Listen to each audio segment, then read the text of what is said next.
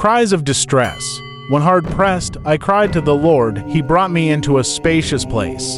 Psalm 118-5, read Psalm 118-1-9. Trapped under to floors of collapsed rubble caused by an earthquake, 5-year-old Jinan, a Syrian girl, called out to rescuers as she shielded her little brother from the debris surrounding them. "Get me out of here, I'll do anything for you," she called heartbreakingly. "I'll be your servant."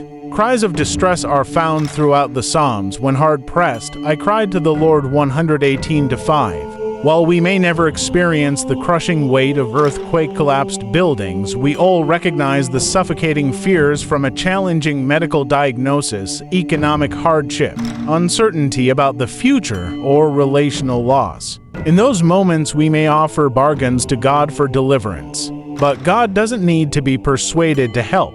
He promises to answer, and while it may not be relief from our situation, He'll be with us and on our side.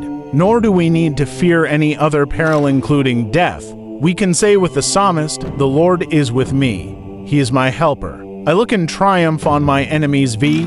7. We're not promised as dramatic a rescue as Jinan and her brother experienced, but we can trust our faithful God who brought the psalmist into a spacious place. v. 5. He knows our situation and He'll never abandon us, even in death. By Matt Lucas, reflect and pray. How has God shown Himself faithful when you're in distress? How have you recognized His presence during difficult times? Heavenly Father, I call to you knowing that you hear me. Thank you for being faithful and loving. Our daily bread men.